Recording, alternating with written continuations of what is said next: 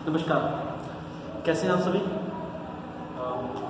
कल मैं वीडियो डाल नहीं पाया, तो आज पॉलिटी का वीडियो लेके आप लोगों के सामने हूँ मैं। आप लोगों को थैंक यू। हम लोगों ने अपना एक छोटा सा माइलस्टोन और रीच कर लिया है। हम लोग 3000 हो चुके हैं अभी। ये सब आप लोगों की वजह से हो रहा है, आप लोगों की मेहनत है, क्योंकि मैं वीडियो अपलोड करने के अलावा कुछ भी नहीं कर रहा हूँ। ये जो संख्याओं में निरंतर अभूतपूर्व वृद्धि हो रही है, इसके जिम्मेदार आप लोग हैं, और इसके लिए मैं तहे दिल से शुक्रिया अदा करता हूँ आप लोगों का। देखिए, हम लोग यूट्यूब पे कनेक्ट हो पाते हैं, कमेंट में मैं सबके कमेंट के जवाब दे नहीं पाता हूँ। तो अगर मैं सबके कमेंट के जवाब नहीं दे पाऊँ तो प्लीज़ बुरा मत मानिएगा कि सर ने किसी के कमेंट का जवाब दिया और मेरे कमेंट का जवाब नहीं दिया। ये सबका पॉसिबल हो नहीं पाता, लेकिन मैं देखने की पूरी कोशिश करता हूँ, ठीक है। और जो आपके सुझाव होते हैं उनको अपनाने की भी बहुत कोशिश करता हूँ। तो इस चीज़ से आप निश्चिंत रहिएगा, ठीक है। अब बात आती है पॉलिटी के बारे में। पॉलिटी का हमारा जो आगे हिस्सा है, ये हम अब संसद की कार्रवाई की तरफ बढ़ चुके हैं। संसद की क्या प्रोसीडिंग्स होती हैं, बहुत इंपॉर्टेंट है। ये संसद की प्रोसीडिंग्स बताने से पहले मैं आपकी एक चीज़ और डिस्कस कर दूँ। अगर आप मुझे मैं फेसबुक पे भी हूँ, यूट्यूब के अलावा मुझे फेसबुक पे भी फॉलो कर सकते हैं। वहाँ मैं शायद आप लोगों के प्रश्नों के और आसानी से आंसर दे दूँगा इस कमेंट के अलावा भी। तो यूट्यूब पे राकेश सिंह के नाम से आप मुझे सर्च कर सकते हैं, और मेरा इसी चैनल के नाम से पेज भी है, एम विद राकेश, है ना। तो इस पर आप सर्च कीजिए, एम विद राकेश आप करेंगे, आपको नाम मिल जाएगा, वो मेरा पेज है। मेरा एक ग्रुप है, खासतौर से यूपी पीसीएस के को ध्यान में रख के मैंने बनाया, यूपी पीसीएस बुलसाई, और छोटा सा ग्रुप है, आप लोग उसमें भी एंट्री कर सकते हैं। जितने मेरे यूट्यूब फॉलोअर हैं वो अगर उसमें एंट्री करेंगे तो ये दोनों जगह हम लोगों का आधिपत्य हो जाएगा। तो फेसबुक पे यूपी पीसीएस बुल्स आई,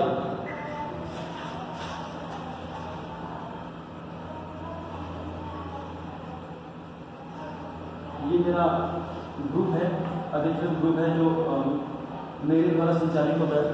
और मेरा जो पेज है एम विद राकेश,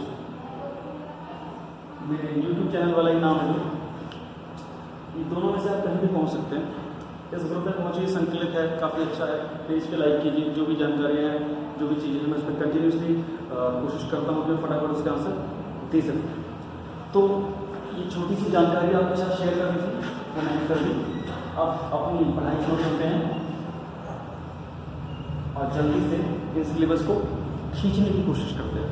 चलिए, आज हम डिस्कस करेंगे, सबसे पहले कुछ टर्मिनोलॉजी हम डिस्कस कर लेते हैं, जो कि हमारे संसद की कार्रवाइयों में अक्सर आप लोगों ने सुनी होगी। अभी संसद का सत्र चल भी रहा है, तो आप बड़ा रिलेट कर सकते हैं इस समय, है ना। संसद का मानसून सत्र इस समय चल रहा है। सबसे पहले सदन का नेता, है ना, लीडर ऑफ हाउस, सदन का नेता कौन। सदन के नेता दो प्रकार के होते हैं, एक प्रतिपक्ष और एक विपक्ष। प्रतिपक्ष मतलब सत्ता पक्ष। कौन? सत्ता पक्ष। सत्ता पक्ष का नेता ज़्यादातर प्रधानमंत्री होता है, या प्रधानमंत्री अगर नहीं है तो कोई बहुत वरिष्ठ मंत्री होता है, जिसे प्रधानमंत्री नियुक्त कर देते हैं। सत्ता पक्ष का नेता, ठीक है। संसदीय दल का नेता ही बोलते हैं उसको, जिसे वेंकैया नायडू थे हमारे, अभी जो वाइस प्रेसिडेंट के लिए गए हैं। और दूसरा होता है नेता विपक्ष। जो पूरा विपक्ष होता है उसका एक नेता होता है, ठीक है, उसे नेता विपक्ष बोला जाता है। और इस विपक्ष के नेता को बिल्कुल कैबिनेट मंत्री के बराबर की जिम्मेदारियां मिलती हैं। उसको जो भी व्यवस्था होती है, जो भी उसकी वैल्यू होती है, यानी कि प्रभाव होता है, वह कैबिनेट मंत्री के बराबर का होता है ना। कई सारी विशिष्ट कमेटियों में वो लिया जाता है, कई राय मशवरों में, सरकार से राय मशवरे में उसको जोड़ा जाता है। तो विपक्ष का नेता किस पार्टी का होगा, इस बार विवाद हुआ था। विपक्ष का नेता बनने के लिए जो भी पार्टी क्लेम करना चाहती है कि हमारा नेता विपक्ष का नेता बने, तो एटलीस्ट उसने कम से कम टोटल लोकसभा की सीटों का, एक टोटल सदन की सीटों का 1/10 सीटें प्राप्त की हों। इस बार एक क्राइसिस खड़ा हो गया था कि मोदी गवर्नमेंट, पता है आपको, बहुत बड़ी मेजोरिटी के साथ आई थी, इसलिए अपोजिशन में कोई ऐसी पार्टी ही नहीं थी जिसने कम से कम 55 सीटें जीती हों या 54 सीटें जीती हों, क्योंकि हमारी 545 की 43 की स्ट्रेंथ है, तो 55 सीटें बनती थी कम से कम जीती हो। सबसे बड़ी पार्टी कांग्रेस थी, 44 सीटें थी उसके पास। तो बड़ी समस्या हो गई, इसीलिए कोई नेता विपक्ष लोकसभा में बना ही नहीं, कोई नेता विपक्ष ही नहीं बन पाया, बिकॉज उन्होंने ये मिनिमम क्राइटेरिया पूरा नहीं किया। तो विपक्ष का नेता बनने के लिए आपको कम से कम पार्टी को 1/10 सीटें जितनी आवश्यक हैं, ये याद रखिएगा। आप जैसे ये देखिए 1/10, ठीक है, क्लियर हो गया। सत्ता पक्ष में वेंकैया नायडू, राज्यसभा में अगर जाएं तो सत्ता पक्ष की ओर से अरुण जेटली वहाँ के नेता हैं। क्लियर हो गया आपको। सदन का नेता का मतलब दो लोगों की बात हो रही है, विपक्ष और प्रतिपक्ष। एक बड़ा फेमस नाम है विप, सचेतक। विप बोलते हैं ना, विप जारी हो गया। विप एक्चुअली पोस्ट होती है जो कि एक व्यक्ति को तुरंत नियुक्त कर दिया जाता है, हमेशा नियुक्त नहीं होता है, जिसके अंतर्गत वो व्यक्ति जैसे ही विप जारी हो जाएगा या नियुक्त हो जाएगा, उसके अंतर्गत जो भी घटनाएं होंगी, जो भी कोई अगर एक्टिविटी होनी है पार्लियामेंट में, तो सदस्य को, जो सदस्य जिस पार्टी का है, उसको अपनी पार्टी लाइन के, अपने पार्टी के डिसीजन को फॉलो करना होगा। ये एक प्रकार से ऑब्लिगेशन बन जाता है, एक प्रकार से अनुशासनात्मक व्यवस्था है, डिसिप्लिन बनाए रखने के लिए कि जो पार्टी की लाइन है आपकी लाइन भी वही होनी चाहिए, ठीक है।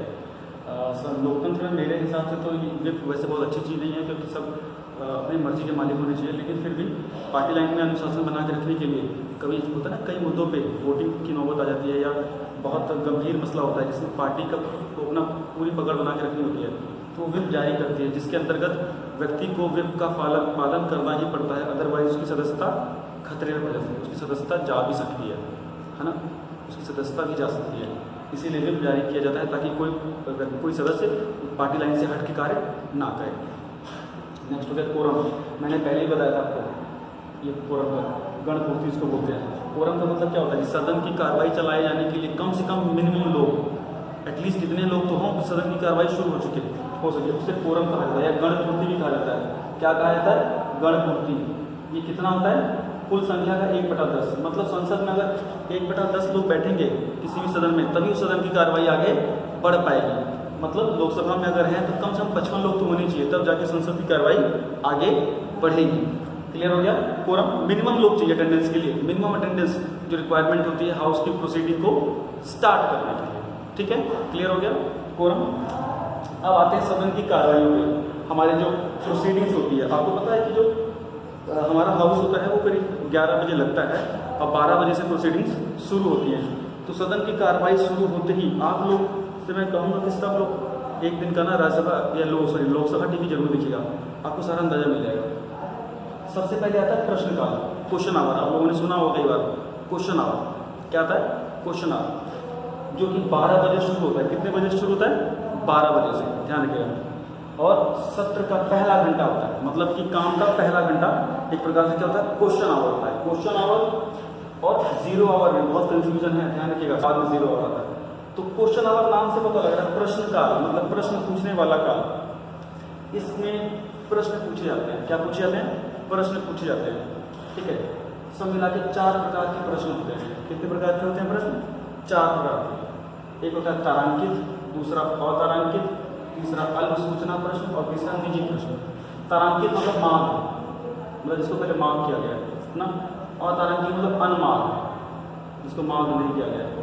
और अल्प प्रश्न, अल्प सूचना प्रश्न मतलब short term question, short information के जो क्वेश्चन पूछे। और एक जो पर्सनल क्वेश्चन जो अन्य सदस्य पूछते हैं। पहले आते हैं तारांकित, मार्क पे। ये इसके लिए कम से कम देखिए, प्रश्नों को पूछने के लिए कम से कम 21 दिन से लेकर 15 दिन पहले तक का नोटिस पीरियड देना पड़ता है। कम से कम 21 से 15 दिन पहले क्वेश्चंस देने होते हैं नोटिस में कि हम ये क्वेश्चन पूछेंगे मंत्री जी से, क्योंकि ये मंत्रियों से पूछे जाने वाले प्रश्न है ना सदन में।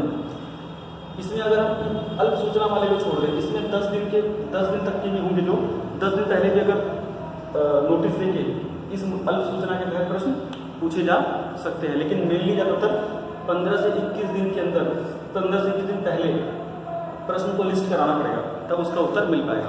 सबसे पहले आते हैं तारांकित पे, मार्क पे। मार्क में क्या होता है?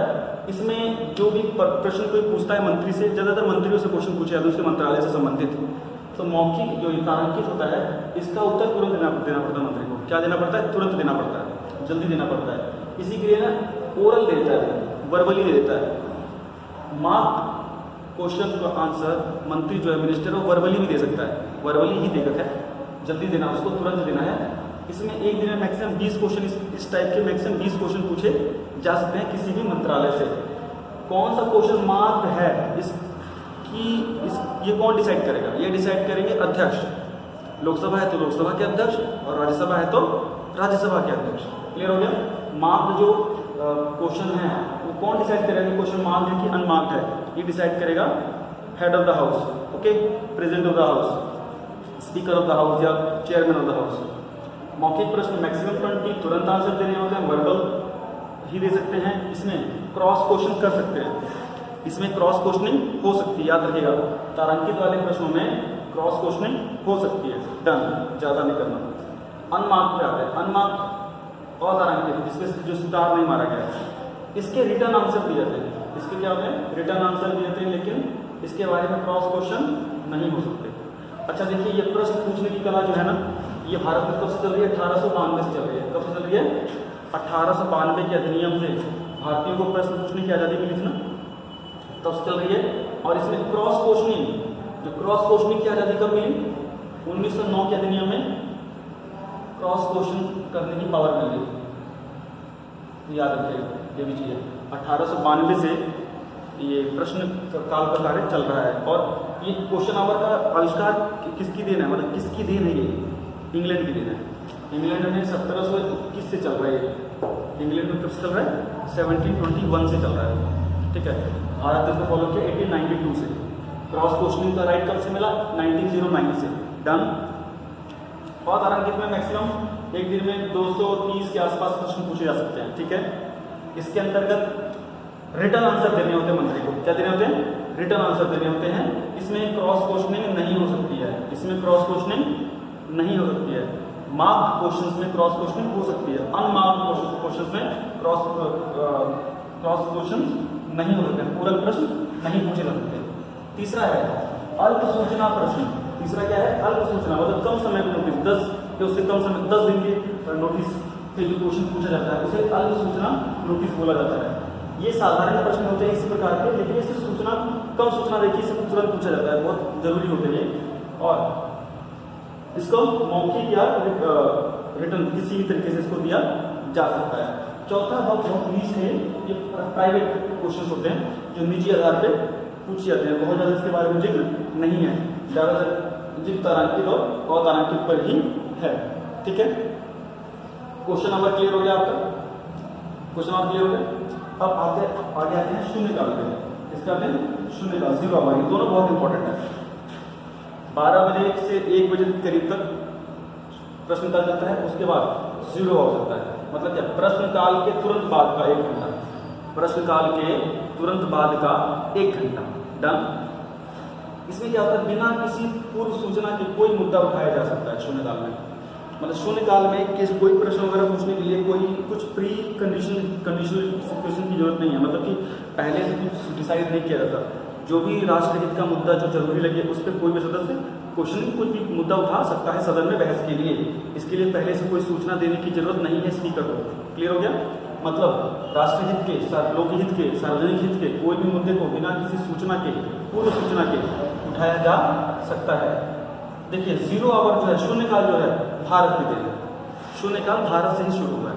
क्यों? इसमें सार्वजनिक हित को, के मुद्दों को प्रमुखता देने के लिए इसको डाला गया, ताकि कुछ इमरजेंसी की चीजें भी होती हैं, जो तुरंत घटनाएं होती हैं, उस पर हमें तुरंत से बातचीत करने की आवश्यकता होती है। इसके लिए इसका काल तैयार किया गया है।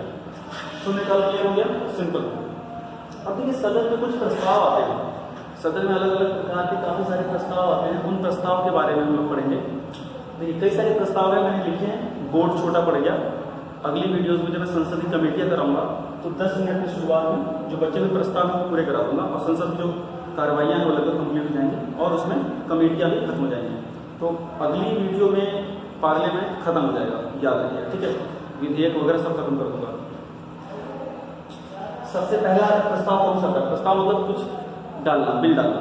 सबसे पहला था कार्य स्थगन प्रस्ताव, या इसको काम रोको प्रस्ताव भी कहते हैं। इंग्लिश में एडजर्नमेंट मोशन बोलते हैं, मतलब कुछ भी हो रहा है उसको स्थगित कर दो, किनारे कर दो और फिर कोई और बातचीत शुरू कर दो। क्या लिखा हुआ है?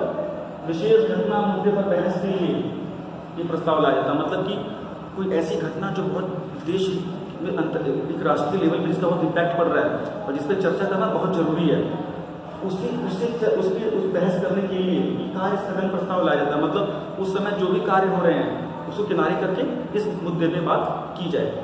ये प्रस्ताव लाने के लिए कम से कम 50 लोगों का समर्थन चाहिए। अगर कोई चाहता है कि अकेला व्यक्ति लिख के दे दे कि हाँ जी स्थगन प्रस्ताव लाया जाए, हमें इस मुद्दे पर चर्चा करनी है, तो कम से कम उसकी बात को 50 लोग सपोर्ट करते हो, तब जाके ये कार्य स्थगन प्रस्ताव आएगा और सारे काम को किनारे करके उस पर्टिकुलर मुद्दे पर चर्चा शुरू हो जाएगी। कई बार हुआ, ये निर्भया वाले कांड में हुआ, कल भी आप देख रहे थे स्थगन प्रस्ताव के तहत जो सहारनपुर में जो दलितों के ऊपर जो समस्याएं हुई थी उसके ऊपर भी चल रहा था, जिसमें मायावती वाला इंसिडेंस क्रिएट हो गया था ना, तो वो स्थगन प्रस्ताव के तहत ही बहस चल रही थी। ठीक है, स्थगन प्रस्ताव समझ में आ गया। ये 4 बजे शुरू होता है। कितने बजे शुरू होता है? शाम को 4 बजे से शुरू होता है। कितने बजे शुरू होता है? शाम को 4 बजे। याद रखिएगा, ये सारी चीजें दोनों हाउसेस में चलती हैं, दोनों हाउसेस में। अगला है ध्यान आकर्षण, कॉल अटेंशन मोशन, ध्यान का आकर्षण, अपनी ओर ध्यान को आकर्षित करो। सिंपल बात है, अपनी किसी बात की ओर ध्यान खिंचवाना, सिंपल बात। इसके अंतर्गत सार्वजनिक हित के महत्वपूर्ण मुद्दे पर ध्यान खिंचवाया जाता है, ध्यान आकर्षण किया जाता है। मतलब कि मुझे लगता है कि मेरी इस बात के साथ दुनिया का हित जुड़ा हुआ है, समाज का हित जुड़ा हुआ है, तो इसके लिए सबका ध्यान मेरी ओर आकर्षित हो, ये प्रस्ताव लाया जाता है। इसके अंतर्गत महत्वपूर्ण मुद्दे पर ध्यान आकर्षण कराया जाता है, मतलब बहस कराई जाती है महत्वपूर्ण सार्वजनिक मुद्दों पर। क्लियर हो गया? प्रिविलेज मोशन, विशेषाधिकार मोशन। देखिए, ये किसी मंत्री के खिलाफ भी आ सकता है, किसी जन सामान्य के खिलाफ भी आ सकता है। अगर उसने संसद के सदस्यों से कुछ छुपाया है या उनके जो उनके अधिकार हैं उनका हनन किया है। ठीक है, प्रिविलेज मोशन के अंतर्गत कोई भी संसद सदस्य अगर उसके किसी मंत्री ने सदन के उसे कम जानकारी दी है या गलत जानकारी दी है तो उसके खिलाफ लाया जा सकता है। यहाँ तक कि अधिकारियों के खिलाफ भी लाया जा सकता है अगर वो संसद के सदस्यों के अधिकारों का अतिक्रमण करते हैं या उनके कार्य में बाधा उत्पन्न करते हैं। तो विशेषाधिकार प्रस्ताव एक प्रकार से संसद सदस्यों का एक हथियार है अपने अधिकारों को मनवाने का और एक सजग प्रहरी की तरह कार्य करने का।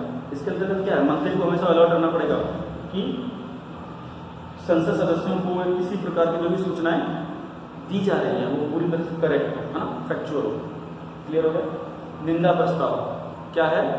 निंदा प्रस्ताव। निंदा प्रस्ताव सरकार की नीतियों की निंदा करने के लिए लाया जाता है। किसके लिए लाया जाता है? सरकार की नीतियों की निंदा करने के लिए लाया जाता है। और देखिए, ऐसा नहीं है बस निंदा करनी है। अगर ये निंदा प्रस्ताव पास हो गया, जैसे वोटिंग होती है, इस निंदा प्रस्ताव पे वोटिंग होती है, हाँ जी कितने लोग इस प्रस्ताव से सहमत हैं, कितने लोग सहमत नहीं हैं। अगर ये निंदा प्रस्ताव पास हो जाता है, अगर ये निंदा प्रस्ताव पास हो जाता है तो सरकार को इस्तीफा देना पड़ सकता है, ये जान जाइए। तो निंदा प्रस्ताव अगर सरकार के खिलाफ पास हो जाए तो सरकार को इस्तीफा देना पड़ सकता है, इसलिए ये बहुत इंपॉर्टेंट है। ठीक है, निंदा प्रस्ताव में पास होने पर सरकार को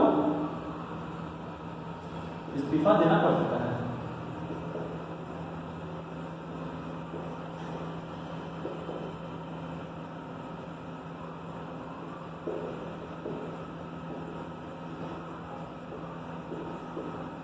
ठीक है, डन हो गया। अब क्या होता है निंदा प्रस्ताव। अब एक और छोटा सा विश्वास प्रस्ताव। क्या होता है? विश्वास प्रस्ताव, नाम से लग रहा है विश्वास कि हम पे भरोसा करेंगे। ये जब कभी राष्ट्रपति को ये लगता है कि लोकसभा में सरकार ने बहुमत खो दिया है, जब राष्ट्रपति को लगे कि लोकसभा में सरकार ने बहुमत खो दिया है तो राष्ट्रपति मंत्रिमंडल में प्रधानमंत्री को बोल सकता है कि भैया विश्वास प्रस्ताव लाओ और बहुमत हासिल करवाओ। तो इसको कोई मंत्री या हमारे पीएम संसद में पेश करते हैं ना कि हमको विश्वास है अभी भी लोकसभा में बहुमत है, और फिर बहुमत सिद्ध करते हैं। अगर बहुमत सिद्ध हो गया तो ठीक है, बहुमत पास होना जरूरी है तो सरकार बची रहेगी, अगर ये पास नहीं हो पाया तो सरकार गिर जाएगी। समझ गए? विश्वास प्रस्ताव। अब अगले वीडियो में मैं आपको अविश्वास प्रस्ताव और एक छोटी मोटी चीजें और हैं, और मुख्य रूप से अगली वीडियो में पार्लियामेंट खत्म कराने की कोशिश करूंगा। उसमें आपका संसद की कमेटियां बहुत इंपॉर्टेंट, खासकर 3 कमेटियां बहुत इंपॉर्टेंट है, जैसे कि लोक लेखा कमेटी, प्राक्कलन कमेटी, ऐसे है ना, जैसी कमेटी वगैरह है वो इंपॉर्टेंट है। और फिर जो संसद में जो बिल बनने, जो कानून बनने की प्रक्रिया है, वो संसद में कानून कैसे बनता है। पहले विधेयक आता है, विधेयक का पहले नामकरण होता है, फिर उससे वाचन होता है, किस तरह से पास होता है, फिर दूसरे हाउस में होता है, फिर राष्ट्रपति के पद आता है, फिर जाके पास होता है। और विधेयक कितने टाइप के होते हैं? 3 टाइप के, साधारण विधेयक, धन विधेयक, छोटी सी पूंछ वित्त विधेयक, ठीक है। ये 2 चीज़ें रह गई हैं, इसके बाद काम खत्म पार्लियामेंट का, और हम फिर सीधे चलेंगे राज्य सरकार और गवर्नर के ऊपर, जो कि बड़ा इंपॉर्टेंट है। मुझे पूरी तरह पता है कि यूपीएसआई में आप लोगों की परीक्षा है, और मैं पूरी कोशिश कर रहा हूँ कि इस दौरान में जल्दी से जल्दी खींचने की कोशिश करूँ। तो अल्टरनेट में कल तुरंत मेरी अगली वीडियो आएगी, इस वीडियो को देखिए और अगली वीडियो में पार्लियामेंट को फिनिश करते हैं। So thank you so much.